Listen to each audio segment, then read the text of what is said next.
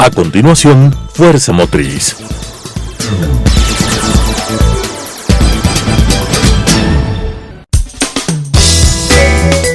Clasificación A. Apto para todo público.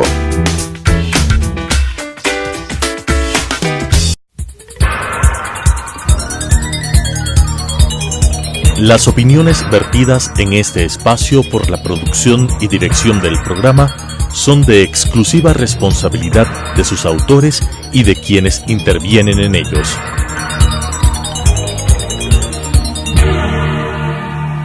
Telesucesos Canal 29 UHF presenta Fuerza Motriz, con temas de interés del sector automotor, estadísticas e industria automotriz, entrevistas a empresarios, curiosidades y consejos, con la conducción de Pablo Ordóñez y con el respaldo de AEADE, Asociación de Empresas Automotrices del Ecuador. Fuerza Motriz. Hola, ¿qué tal? Bienvenidos a su programa Fuerza Motriz, una entrega semanal dentro del sector automotor y del ámbito de la movilidad. Esta es una coproducción con AEADE, la Asociación de Empresas Automotrices del Ecuador, y Canal 29 UHF. En esta ocasión nos acompaña Rodrigo Gómez de la Torre. Vamos a hablar con él sobre análisis del Plan Económico 2018. Él es actualmente presidente del Consejo de Cámaras y Asociaciones de la Producción desde septiembre de 2017 a la presente fecha, presidente de la Cámara de Agricultura de la Primera Zona desde mayo de 2015 hasta la actualidad. Es analista agropecuario, ganadero, habla mucho sobre el tema alimentario y el problema alimentario en el país y en la región, y se graduó de licenciado en Ciencias Aplicadas en la Universidad San Francisco en 1993. Bienvenido, Rodrigo, a nuestro programa. El tema de actualidad, las medidas que se dieron el 2 de abril. ¿Cómo ves esas medidas? ¿Crees que atacan el problema de fondo? ¿Crees que va a traer una solución respecto del déficit fiscal para el país? Bueno, primeramente, muy grato estar aquí. Un gusto con todos los televidentes. El anuncio del presidente del 2 de abril es algo que lo hemos venido analizando, y este paso de los días nos ha permitido ir aterrizando en términos prácticos qué es lo que plantea el presidente y hacia dónde podríamos estar yendo. Le hemos escuchado en estos días pasados a la ministra de Finanzas tratar de aclarar algunos temas del plan económico. Sin embargo, todavía vemos que es una declaración de muy buenas intenciones, donde principalmente el presidente lo que hace es evidenciar casos como anticipo de impuesto a la renta, que se están buscando formas de ayudar temporalmente. Es absolutamente inconveniente para la economía, hay que eliminarlo. Impuesto a la salida de divisas, tema absolutamente inconveniente, hay que eliminarlo. Y yo creo que la ministra María Elsa Viteri, que en su momento fue quien lo subió del 0,5 al 2, y luego el presidente Correa lo siguió subiendo, puede darnos las pautas de que viendo los efectos nefastos pueda retirarlo. Y creo que todavía estamos en un proceso, porque se habla de un proyecto de ley para poder implementar este programa económico, porque todavía el plan como tal falta que se vaya aterrizando en los diferentes aristas. Y más bien dejo abierto el hecho de todo lo que no se dijo del plan económico, que sí tiene que ver con temas fiscales. Entonces, la primera reacción es, esperemos a ver cuál es el resultado final, porque cuando se presentó el presidente de la República el 2 de abril, la sensación que uno tenía era de una pastilla de tranquilidad. Sin embargo, luego se va profundizando en cuáles son esas medidas, y esas medidas todavía no existen. Claro, bueno, el presidente nos plantea un sinnúmero de alternativas, una serie de declaraciones, pero también el mismo presidente dice, y los ministros tendrán que irlas implementando. Por ejemplo, cuando hablamos de reducción del Estado, uno entiende reducción del costo del aparato del Estado, pero cuando vemos que los ministerios y secretarías y subsecretarías lo que van a hacer es fusionarse, lo que vemos es un nuevo cambio de nombres. En la década pasada vimos muchos cambios de nombres, y ahora seguimos cambios de nombres, pero los cambios de nombres implican mucho más allá de eso, porque hay propaganda, papelería, publicidad, letreros, Y esos son costos adicionales. Entonces un cambio de nombre es un costo adicional. Y cuando hablamos de cerrar entidades públicas, obviamente hay que precautelar el empleo, pero también hay que precautelar el país. Y a veces lo políticamente correcto no necesariamente es lo adecuado para un verdadero desarrollo político de un país. Y hablando de lo políticamente correcto, se conversaba previo al anuncio del presidente respecto de los subsidios. Hubieron algunas recomendaciones de las cámaras respecto de la eliminación de los subsidios. ¿Vale la pena seguir insistiendo sobre esta recomendación, pese a que ya en el anuncio del presidente el 2 de abril esa posibilidad no existió, ni la subida del IVA, ni tampoco la eliminación de los subsidios, en cualquiera de las formas, sea subsidio focalizado o no focalizado, esa posibilidad se la descartó el 2 de abril? ¿Insistimos en el tema o no? El presidente no lo mencionó. Sin embargo, hacen referencia de unos montos de subsidios de 4.000 millones para los próximos 4 años. Pero realmente lo que estamos hablando es de alrededor de 2.000 millones por año, y eso a los precios actuales del petróleo.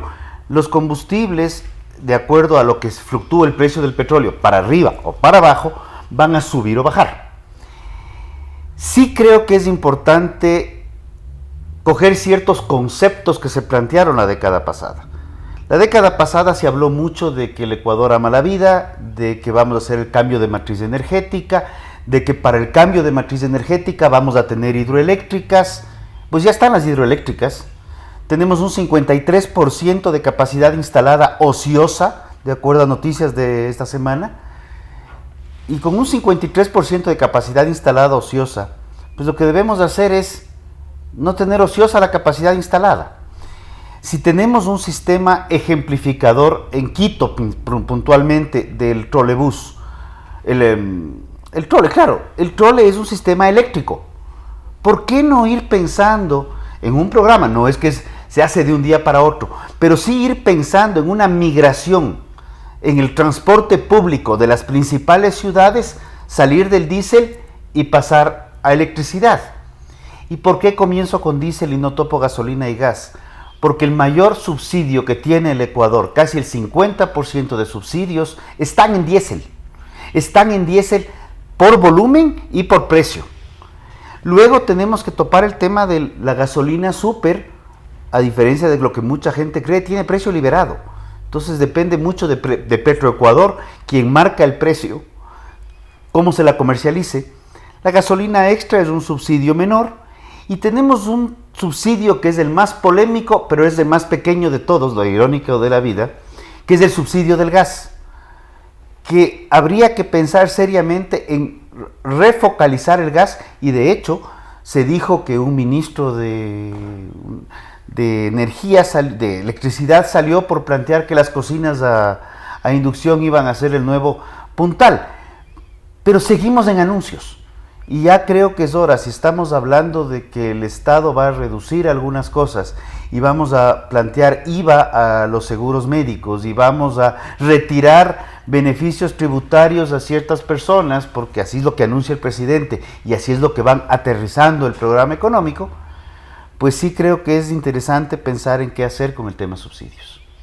Entonces la propuesta sería seguir insistiendo en aquellos temas que impactan, y además en el tema del diésel, el diésel es el mayor contaminante, es decir, también hay un aspecto no solo de subsidios, sino de contaminación. Pero en el ámbito ganadero y agrícola, ¿no son ustedes grandes consumidores de diésel por efectos de transporte y también? En el ámbito primero, en el sector camaronero, hay un gran consumo de combustibles fósiles, y se ha planteado ya un programa de reconversión a uso de energía eléctrica. Se revisaron tarifas eléctricas y plantearon una revisión de tarifas eléctricas hacia abajo con horarios diferenciados. Hay todavía una aplicabilidad del tema. Los sistemas de riego, cada vez más necesarios por efectos de cambio climático, van a requerir un adecuado uso de energía eléctrica, pero para eso también tenemos que aterrizar en costos reales, porque resulta que a Colombia le vendemos mucho más barato la energía eléctrica de lo que le vendemos a los ciudadanos ecuatorianos de uso doméstico, porque a los industriales les siguen subiendo la energía. Entonces, ese tipo de contrasentidos son los que más bien el Ecuador debería ir enfocándose en refortalecer su aparato productivo para que éste pueda producir más y al producir más, ser más competitivo, tener una mayor generación de mano de obra y poder así hasta pagar más impuestos sobre producción y no sobre especulación, que es lo que da el tipo de impuesto a la renta. Por supuesto, y volviendo al tema de combustibles fósiles, entonces, ¿estarías tú de acuerdo y las cámaras a las que representas el que haya una propuesta de focalización de los subsidios? Yo creo que debemos ir un poco más allá de una propuesta solo de focalización, y en algún momento conversábamos con AED, que es socio de la Cámara del Consejo de Cámaras, y era justamente ver, ok, planteémonos ya no solamente una propuesta, focalicemos subsidios, no, así un quiteño castizo, demos diciendo lo que hay que hacer. Vamos a plantear una focalización de subsidios porque en el primer año vamos a hacer esto, en el segundo año viene esto, vamos a un poco del programa de chatarrización que tiene el Estado, pero con migración, no de cambio de unidad diésel por unidad diésel nueva, unidad diésel por unidad eléctrica nueva. Veamos cómo están paralelamente, hay que ir construyendo los sistemas de distribución eléctrica para que haya puntos de carga y recarga de estos nuevos vehículos. Veamos cómo potenciamos un sistema como el del trolebús en Quito, qué pasa en otras franjas, y de pronto pensar en que sí se puede. O sea, ¿se requiere decisión política? Creo que decisión empresarial existe. Y esto creo que hay que decirlo en un momento. Los subsidios, si bien suenan bien y suenan a un beneficio que el Estado nos da, cuando analizamos en términos reales, los estados no producen, los estados recaudan. Entonces, para que el Estado nos dé un beneficio en un subsidio de diésel, gasolina, bono de desarrollo humano, como fuere, para que eso exista, alguien de la misma ciudadanía, alguien del mismo sector productivo está pagando más impuestos para sostener esos subsidios. Y eso es lo que no se quiere decir muchas veces. Y entonces, bueno, la pregunta del ciudadano sería, ¿qué prefieren? ¿El subsidio a los combustibles fósiles o, al revés, no el subsidio, pero sí los impuestos? Porque finalmente llegamos a eso. Al final del día los subsidios los pagamos todos. O sea, por el bolsillo derecho o por el bolsillo izquierdo, igual nos sacan. Y por eso es que para sostener el aparato burocrático, para sostener los subsidios y para sostener este tipo de cosas, el programa económico plantea alrededor de un ingreso adicional al Estado desde los ciudadanos de más o menos 3,000 y pico de millones de dólares, cuando la reducción del Estado en ese mismo periodo bordea los 1,000 y pico de millones de dólares. Esto es un plan económico de que el ciudadano paga más o menos 2/3 de lo que el Estado debería estar reduciendo y no lo está haciendo. Las importaciones ha sido un tema central de gobierno y de las cámaras, en el sentido de que importar hoy en día desafortunadamente se lo vende como una mala palabra. La importación se la ve como consumidora de dólares que salen fuera del Estado o fuera del país, y por lo tanto se produce, según el gobierno, un desbalance de la balanza comercial, y por lo tanto estoy sacando más dólares de los que están ingresando. ¿Cuál es la opinión de ustedes respecto a las importaciones? ¿Es mala palabra para ustedes la importación de bienes? A ver, primeramente reconozcamos que la balanza comercial se corrige de dos formas. Uno, reduciendo importaciones, que es la tesis del Estado, y no de ahora, sino de los últimos 11 años. Y la otra, fomentando exportaciones, que creo que es la tesis nuestra. Tú mencionabas el tema agroalimentario. El sector agroalimentario exporta un 56% aproximadamente de las exportaciones totales del Ecuador. Banano, café, camarón, conservas, atunes, etc. Y cuando vemos lo que el Ecuador importa, yo creo que eso es importante, porque hablamos de importaciones, pero ¿qué es lo que importamos? Importamos aproximadamente un 60% de bienes de capital y materias primas destinados a la producción. Eso se requiere para producir más. Importamos aproximadamente un 20% de combustibles, subsidiados o no, eso es indistinto, pero es un 20% de combustibles. Ya estamos en el 80%. El 20% restante, más o menos, implica esto que se denominan bienes de consumo. Dentro de los bienes de consumo, y voy a aprovechar, y ustedes televidentes no nos están viendo, pero yo veo cámaras aquí, veo relojes, veo micrófonos, todo ese tipo de insumos necesarios para que un medio de comunicación funcione, o pantallas que requerimos para que una oficina pueda difundir su información, para que los bancos puedan estar bien, computadoras, celulares, tablets, también están dentro de los bienes de consumo. Entonces, ¿cuáles son realmente bienes suntuarios? Entonces, ya del 20% seguimos reduciendo. Y muchas veces dentro de este 20% también hay insumos, repuestos y equipos que están considerados como de destino final, que no necesariamente lo son. No sé cómo estén considerados las llantas, por ejemplo. No sé si son bienes de consumo. Pero no le tengamos miedo a la competencia. La competencia crea excelencia. Y si no competimos, no aprendemos a tener mejor calidad. Conversábamos con alguien sobre camisas y me voy fuera del escenario. Y Camisería Inglesa es una fábrica que estaba vendiendo en Colombia hace algunos años y que le seguimos abrochando aquí en costos de producción. Los bienes importados, al tener más aranceles, sean estos de la índole que sean, van incrementándose costos de producción y perdemos competitividad. El Ecuador requiere más competitividad y más bien, en vez de trabar importaciones, porque ahí hay otro lado, no sé quiénes se acuerdan de la ley de Newton. Newton decía que ante una acción hay una reacción de igual o mayor fuerza. Cuando nosotros bloqueamos importaciones a un país, este país hace exactamente lo mismo con el Ecuador. Y el ejemplo perfecto son las cifras del año 2014. Cuando nosotros pusimos salvaguardias direccionadas a Colombia y Perú, resulta que en el primer trimestre del resultado de salvaguardas, sí, bajamos las importaciones. Ok, el efecto desde el Estado estuvo bien observado. Pero, ojo, bajamos más las exportaciones a esos países y las importaciones ya las recuperamos, las exportaciones no todavía. Y atrás de los exportadores hay mano de obra, cadenas de valor, transportes, hay un sinnúmero de cosas que implican decenas de miles de puestos de empleo. Entonces, en vez de trabar importaciones, favorezcamos e impulsemos importaciones, compensemos, de ser el caso, balanza comercial, no a través de bloqueos, sino a través de fomentos, a través de temas positivos, y vamos a ir con un país de mucho más desarrollo y más generación de empleo. El ámbito o el elemento más popular en el Ecuador se llama dolarización. Entonces, los argumentos que se dan es, de esa manera sostengo la dolarización. Entonces, el ciudadano común que nos escucha y nos ve, dice, bueno, si van a sostener la dolarización, yo apoyo el que se reduzcan las importaciones. El momento que se abren las importaciones, ¿se pone en riesgo la dolarización?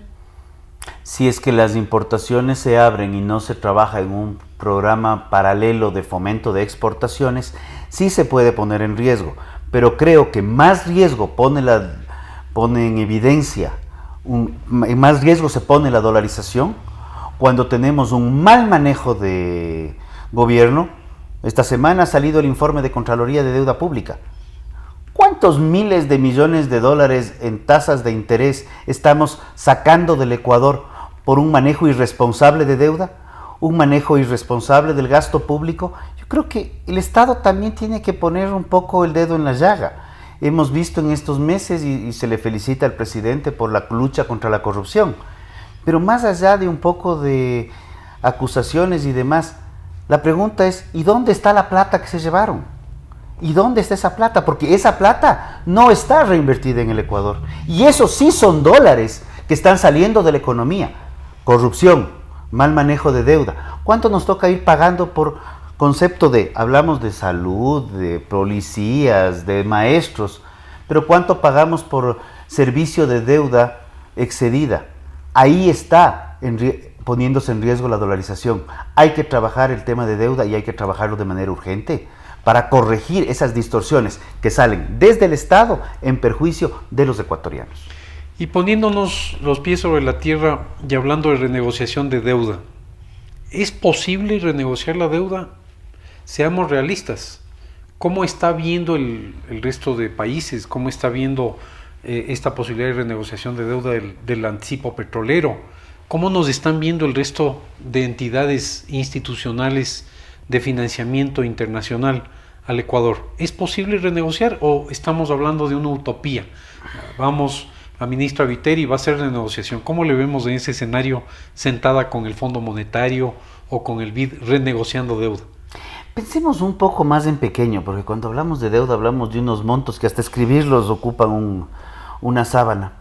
Pero cuando uno se queda chiro en la vida diaria y tiene la deuda con la tarjeta de crédito, las mismas tarjetas de crédito que ven que uno comienza a tener problemas de pago, le dicen, a ver, vea, no gaste más, renegociemos.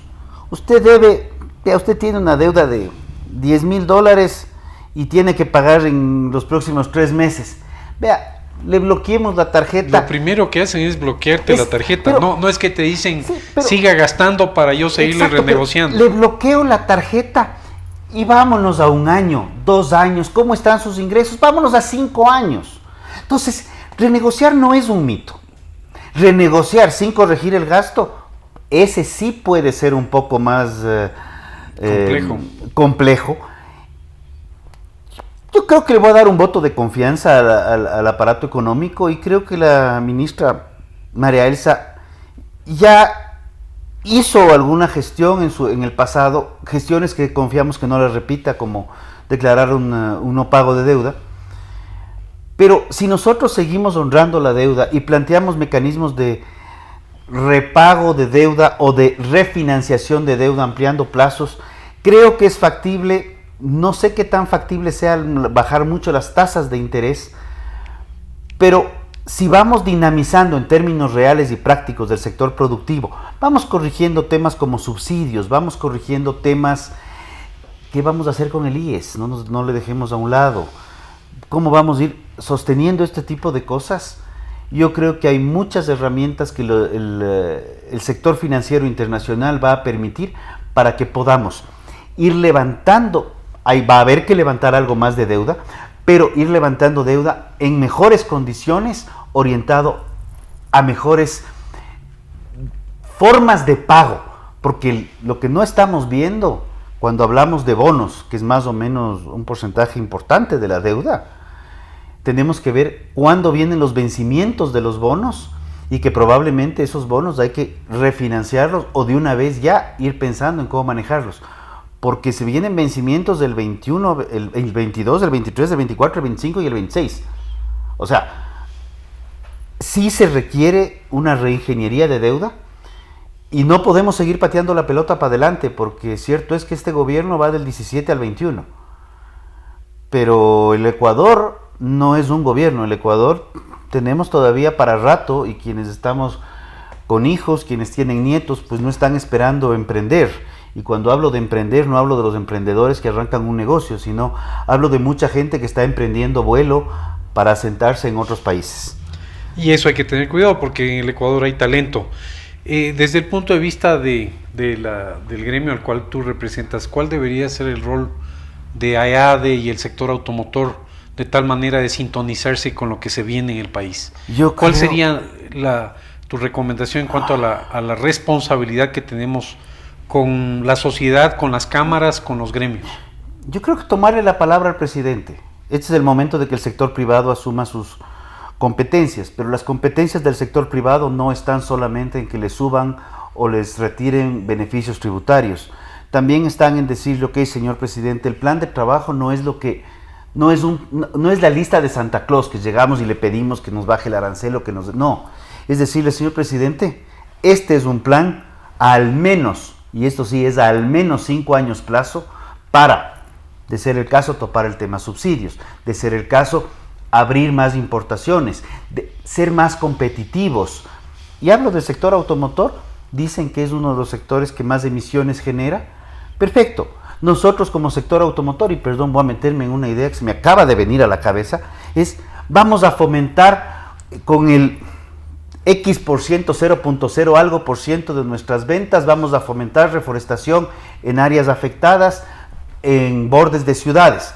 Entonces vamos a trabajar en huella de carbono, vamos a hacer esto para mitigar nuestro impacto, pero usted, por favor, no nos trabe importaciones de vehículos eléctricos. Vamos migrando. ¿Qué necesita usted, señor gobierno, para mejorar las redes de distribución hacia las ciudades, para puntos de carga? Yo creo que el transporte pesado y el transporte de pasajeros en las ciudades debe migrar, y eso sí es una opinión muy personal, debe migrar a sistemas eléctricos, especialmente considerando que tenemos hidroeléctricas, más allá del costo que tuvieron. Muy bien, hablamos con Rodrigo Gómez de la Torre respecto del análisis del Plan Económico 2018 y algunos otros temas, como por ejemplo el subsidio. Declaraciones reveladoras e interesantes que nos suman al conocimiento y al interés de la ciudadanía. Ha sido el programa número 29 de Fuerza Motriz. Muchísimas gracias por su atención. Las opiniones vertidas en este espacio por la producción y dirección del programa son de exclusiva responsabilidad de sus autores y de quienes intervienen en ellos.